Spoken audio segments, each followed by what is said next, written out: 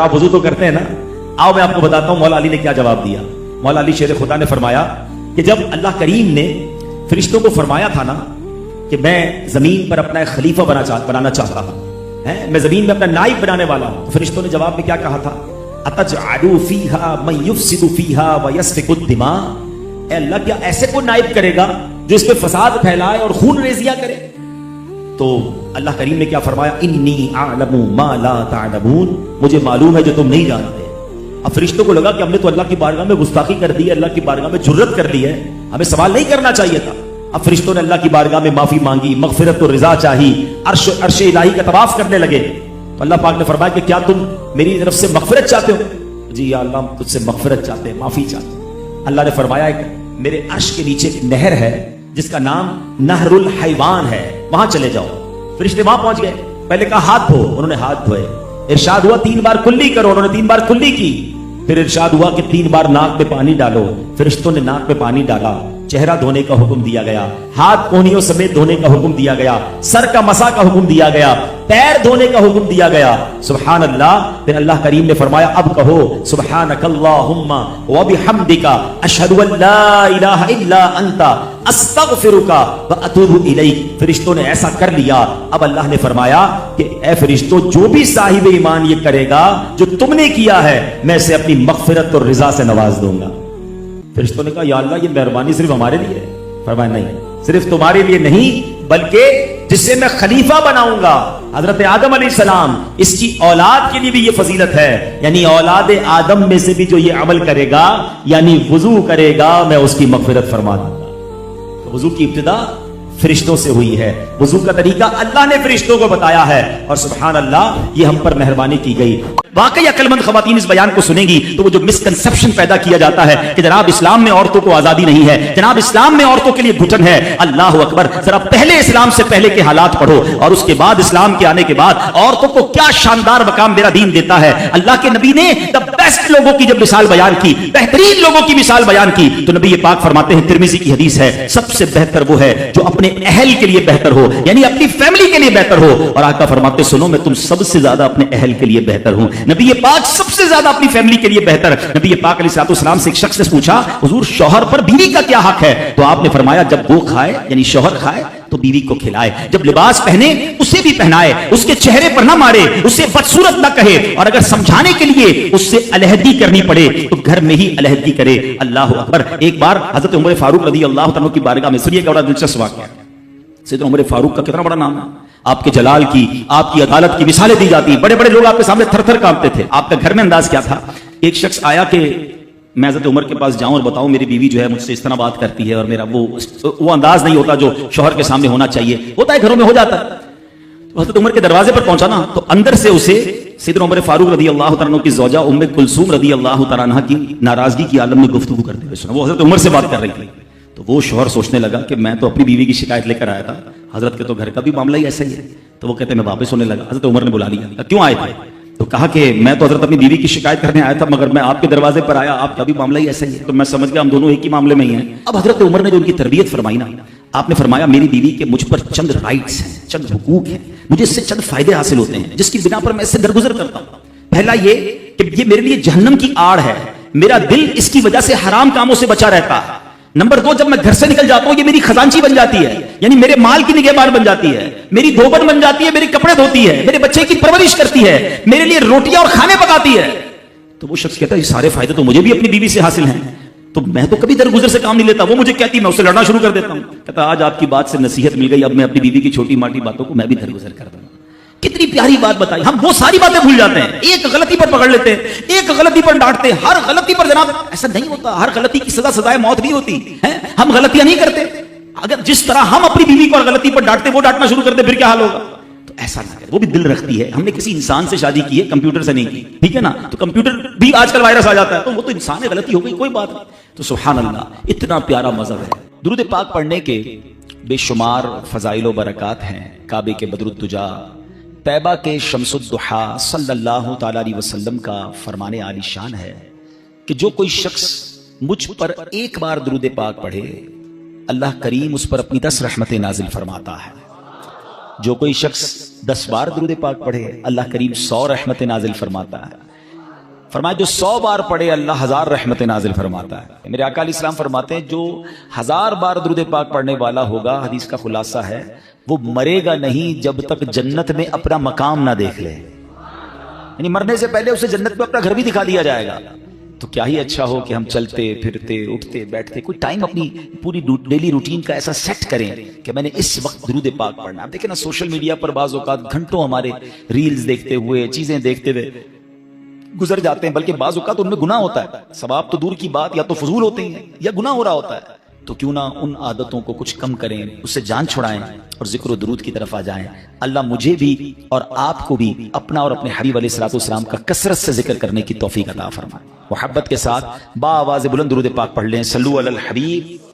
آج میں نے ایک بڑی کمال کی ایک سنت آپ کے سامنے پیش کرنی ہے، اور نارملی دیکھا یہ گیا ہے کہ اس سنت سے بہت سارے لوگ اب دور ہو گئے ہیں. حالانکہ یہ اتنی پیاری سنت ہے، بغیر محنت بغیر کوشش کے نیکیوں کا انبار لگ جاتا ہے. اتنی نیکیاں اور آپ اتنے بڑے بڑے انعامات کے حقدار بن جاتے ہیں. وہ سنت کون سی ہے میں انشاءاللہ بیان کرتا ہوں. مگر امام محمد بن محمد غزالی علیہ رحمت اللہ الوالی نے ایک بڑا پیارا واقعہ اپنی کتاب مکاشفۃ القلوب میں لکھا. مکاشفۃ القلوب بڑی پیاری کتاب ہے. واقعہ کیا تھا کہ ایک شخص نے ایک غلام خریدا. آج کے دور میں تو کسی کو گھر میں ملازم رکھنا ہو تو وہ نوکری پہ جاب پہ رکھتا ہے نا. پہلے ایسا نہیں ہوتا تھا، پتہ ہے پہلے غلام خریدے جاتے تھے. انہوں نے غلام خریدا.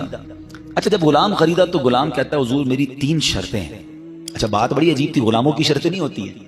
آپ نے کہا اچھا تم بھی شرطیں لگاؤ گے، بتاؤ کیا شرطیں ہیں. تو کہتا ہے حضور پہلی شرط تو یہ ہے کہ آپ مجھے فرض نماز کے وقت منع نہیں کریں گے، نماز پڑھنے دیں گے. اچھا وہ آقا بھی دیندار تھا، نیک آدمی تھا. کہتا ہے ٹھیک ہے مسلمان ہوں، نماز سے کیوں روکوں گا، اوکے. کہتا دوسری شرط یہ کہ دن میں جو چاہے کام لے لیں، رات مجھے آپ چھوڑ دیں گے. کہا ٹھیک ہے مجھے کام دن میں لینا، میں بھی رات آرام کرتا ہوں، تم بھی رات آرام کرنا. کہتا تیسری شرط یہ کہ آپ مجھے اپنے گھر میں کوئی بھی ایک الگ سے کمرہ دے دیں گے تاکہ میں سیپریٹ رہوں. کہا ٹھیک ہے، میں نے بھی یہ سوچا تھا گھر میں بہت سارے کمرے ہیں، غلام کا کمرہ ہوتا ہے تو میں کمرہ دے دوں گا. شرطیں کوئی مشکل تھی نہیں، آقا نے ایکسپٹ کر لیا. غلام گھر پر آیا، بڑا محنتی غلام تھا، دن میں کام کرتا، رات اپنے کمرے میں چلا جاتا. ایک دن آقا چلتے چلتے اس کے کمرے کے پاس سے جب گزرا تو دیکھا عجیب منظر ہے.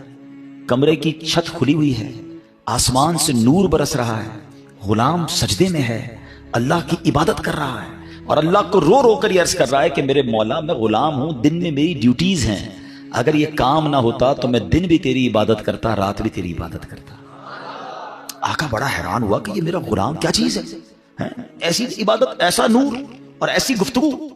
اگلی رات ہوئی تو اپنی بیوی کو لیا کہ چلو میں تمہیں ایک منظر دکھاتا ہوں. اپنی زوجہ کو لے کر غلام کے کمرے کے پاس گیا، پھر وہی منظر، چھت کھلی ہوئی ہے، آسمان سے نور برس رہا ہے، غلام سجدے میں وہ ہے اور اللہ سے باتیں ہیں، بڑی کیفیت. جب یہ منظر دیکھا تو وہ میاں بیوی بھی آنسو بہانے لگے، وہ بھی رونے لگے کہ یہ کیسا غلام ہے. صبح ہوئی تو غلام کو آقا نے بلایا اور کہا کہ ہمیں پتہ چل گیا ہے تمہاری رات کی عبادت ہم نے دیکھ لی ہے. تم اللہ سے یہی کہہ رہے تھے نا کہ یا اللہ میں مجبور ہوں، اگر دن میں بھی فارغ ہوتا تو تیری عبادت کرتا، رات میں تو تیری عبادت کرتا ہوں. تو ہم میاں بیوی نے فیصلہ کیا ہے کہ آج کے بعد تم آزاد ہو، جاؤ دن میں بھی عبادت کرو، رات میں بھی اللہ کی عبادت کرو. اچھا ہماری جگہ کوئی ہوتا تو بڑا خوش ہو جاتا کہ چلو یار انعام مل گیا. غلام کو آزاد ہونا بڑی نعمت تھی، مگر وہ غلام دراصل وہ آقا بننے کے قابل تھا. وہی آقا تھا، وہ بڑا کمال کا بندہ تھا. وہ پتہ کیا کہتا ہے، جب آقا نے کہا نا مجھے پتہ چل گیا تم رات کیا کرتے ہو اور اس وجہ سے میں تمہیں آزاد کرتا ہوں، تو وہ غلام اللہ کی بارگاہ میں کہتا ہے یا صاحب السر ان السر قد ظہر، اے راز رکھنے والے مولا، اے صاحب راز، راز تو کھل گیا. ولا اريد حیاتی بعد ما اشتہر، اے اللہ میں اب راز کھلنے کے بعد زندہ نہیں رہنا چاہتا. اور یہ کہا اور اس کی روح نکل گئی، اس زمین پہ باڈی آتی ہے اور وہ انتقال کر جاتا ہے. اے میرے پیارے اسلامی بھائی، اب غور کیجئے، اس واقعے سے بہت سارے لیسن ملیں گے. جو میں نے کہا تھا نا کہ نبی پاک کی ایک سنت بیان کرنی ہے، وہ سنت کون سی ہے؟ وہ سنت ہے ذکر الہی. میرے آقا خوب اللہ کا ذکر کرتے تھے. کتنا ذکر کرتے تھے آپ کو میں اندازہ کرواتا ہوں، آپ کو اندازہ ہو جائے گا. نبی پاک سونے سے پہلے اللہ کا ذکر، جاگنے کے بعد اللہ کا ذکر، کھانے سے پہلے اللہ کا ذکر، کھانے کے بعد اللہ کا ذکر، پیارے آقا گھر سے نکلتے ہوئے اللہ کا ذکر، گھر میں داخل ہوتے ہوئے اللہ کا ذکر، قدم قدم پر اللہ کا ذکر. کیسے؟ یہ سب چیزوں کی دعائیں ہیں نا، کھانے سے پہلے کی دعا، کھانے کے بعد کی دعا، پانی پینے سے پہلے کی دعا، پانی پینے کے بعد کی دعا، آئینہ دیکھنے کی دعا، سرما لگانے کی دعا. اس کا مطلب کیا ہے؟ دعا کیا ہے؟ ذکر الہی ہے نا، اللہ سے باتیں کرنا ہے نا. نبی پاک قدم قدم پر اللہ کو یاد کرتے. سورج گرہن کی دعا, چاند گرہن کی دعا, بارش برس رہی ہے پھر دعا, بادل گرج رہے ہیں پھر دعا, قدم قدم پر دعائیں. کتنا اللہ کا ذکر کرتے تھے. اور آج بتاؤ پورا پورا دن گزر جاتا ہے, ہم کتنا اللہ کا ذکر کرتے ہیں. یہ غلام کتنا اللہ کا ذکر کرتا تھا کہ رات بھر اللہ کی عبادت ہے, اور تمنا کیا ہے, مولا دن بھی مل جاتا تو دن بھی تیری عبادت کرتا, دن بھی تجھے یاد کرتا, دن بھی تیرا ذکر کرتا. ذکر الہی پر میں انشاءاللہ آگے بات کرتا ہوں, مگر اس واقعے سے ایک اور بڑا کمال کا میسج مل رہا ہے. اس غلام کی عبادت لوگوں کو پتا چل گئی, اس کا راز کھل گیا. وہ کہتا ہے مولا اب جینا نہیں ہے, میں تو عبادت تیرے لیے کرتا تھا نا, میں جانتا تھا مالک تو جانتا تھا, اب تو لوگوں کو پتا چل گیا. اب بتائیں ہمارا کیا حال ہے. ہم تو عبادت بہت سارے لوگ کرتے ہی اس لیے کہ لوگوں کو پتا چل جائے.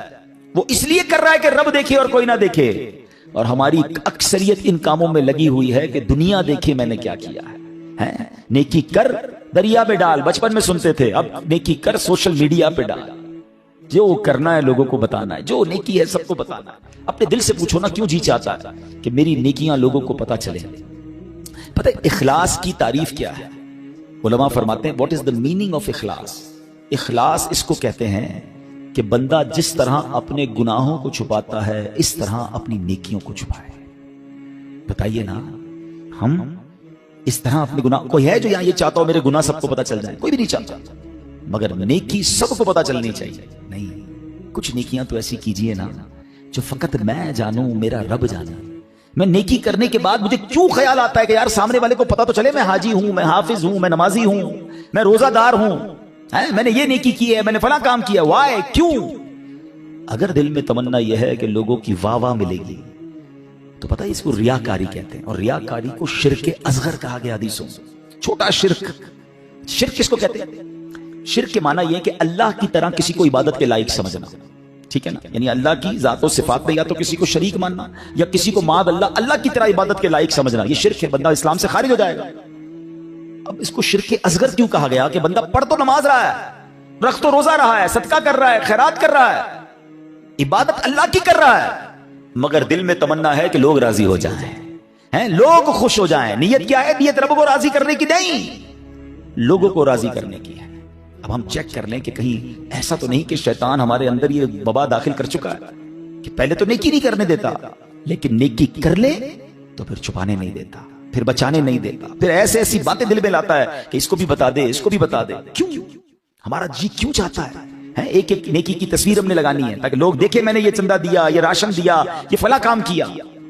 میں ویسے آپ کے دل کے دروازے پر دستک دیتے ہوئے ایک سوال کرنا چاہتا ہوں کہ ذرا یہ تو چیک کیجئے, یہ میرے لیے بھی سوال ہے, یہ آپ کے لیے بھی ہے, کہ ہماری ایسی کتنی نیکیاں ہیں جو صرف میں جانوں اور میرا رب جانے. اپنے آپ سے پوچھئے گا, اکیلے میں پوچھئے کہ ایسا کیا میں نے کیا ہے نیکی کا کام جو اور کسی کو نہیں پتا, میں جانوں اور میرا رب جانے. آپ کو پتہ ہے پہلے کے زمانے کے کچھ بزرگان دین ایسے ہوتے تھے کہ وہ غریبوں کی مدد کرتے تھے, مگر ان غریبوں کو بھی پتا نہیں چلتا تھا کون مدد کر رہا ہے. بعض اوقات بزرگوں کا انتقال ہوتا نا تو لوگ کہتے ہیں یار وہ ہر مہینے مدد آتی تھی, راشن آتا تھا, اب نہیں آ رہا, تو پتا چلتا تھا کہ وہ فلاں بزرگ کا وصال ہوا ہے, وہ ہر مہینے مدد کرتے تھے, مگر کبھی انہوں نے نہیں بتایا, پتا لگنے بھی نہیں دیا. اور آج ہم کسی کی مدد کریں تو اس پر احسان جتاتے ہیں, بھائی یاد ہے نا میں نے مدد کی تھی, بھول تو نہیں کیا, تیرا ساتھ دیا تھا. ہر مہینے اگر کسی کی مدد کر رہے ہیں تو ہر مہینے احسان جتا رہے ہیں, ہر مہینے اس پر روپ جھاڑ رہے ہیں. نہیں میرے پیارے اسلامی بھائی, نیکی کیجئے مگر اللہ کے لیے. کچھ ایسی تلاوت, کچھ ایسے نوافل. باپ دیکھیں نا تہجد بندہ کب پڑھتا ہے؟ رات کو پڑھتا ہے, بعض اوقات اکیلے میں پڑھتا ہے جب کوئی نہیں دیکھ رہا, دنیا سو رہی ہے, آپ تہجد پڑھ رہے. کیا کمال کا یہ کام ہے کہ میں جانوں رب جانے. مگر شیطان کو صبر نہیں آتا نا, وہ کہتا ہے اس نے تہجد پڑھ لی ہے تو جنت میں چلا جائے گا, اب اس کی تہجد کیسے خراب کروں. تو وہ کیا کرتا ہے, وہ دل میں خیال ڈالتا ہے کہ ایسا کرو دوسروں کو بتاؤ. وہ کیا کرتا ہے, صبح اٹھ کے کوئی نہ کوئی بہانہ چاہیے. اب کچھ لوگ پتہ کیا کرتے ہیں, یار آج بہت تھکا ہوا. خیریت کیوں تھکے ہوئے؟ وہ میں تہجد سے اٹھ جاتا ہوں نا. اچھا ماشاءاللہ آپ تہجد بھی پڑھتے ہیں؟ بس اس نے یہ کہنا ہے تو ساڑھے دل وچ ٹھنڈ پہ گئی کہ انہاں نو ساری تہجد دا پتہ چل گیا. وہ پتہ تو چل گیا, ڈیلیٹ بھی ہو گیا بھائی. کیوں پتہ چل گیا, کیوں بتانا. اللہ کرے یہ بات اس غلام کے اس واقعے سے کیسی بات سیکھنے کو مل رہی. مالک کو پتہ چل گیا, حالانکہ اس نے نہیں بتا, ہم تو بتاتے ہیں, اس نے بتایا نہیں تھا, یہ تو چھپ کے کر رہا تھا, مگر پتہ چل گیا تو کہتا ہے مولا اب راز ہی کھل گیا تو اب جینے کا کیا فائدہ. آئے ہائے, غلام تو نہیں کہوں گا, اس آقا کے صدقے اللہ مجھے بھی اخلاص نصیب فرمائے, آپ کو بھی نصیب فرمائے. اچھا اب بات کرتے ہیں سنت رسول, ذکر الہی کی. آئے ہائے, کیسا کمال کا کام ہے یہ ذکر الہی. اللہ کریم کس طرح قرآن مجید میں ہمیں ذکر کرنے کا حکم ارشاد فرماتا ہے. فرمایا یا ایھا الذین آمنوا اذکروا اللہ ذکرا کثیرا. آسان ترجمہ قرآن کنز الایمان، اے ایمان والو اللہ کو بہت یاد کرو. کتنا؟ نبی پاک علیہ السلام کی حدیث ہے اللہ کو اتنا یاد کرو، اتنا ذکر کرو کہ لوگ تمہیں دیوانہ کہنے لگے. بس اللہ کی یاد کرتے رہا کرو، ذکر الہی کرتے رہا کرو. ہے مگر ہمارا حال کیا ہے کہ زبان فضول باتیں تو کرتی ہے مگر اللہ کا ذکر نہیں کرتی.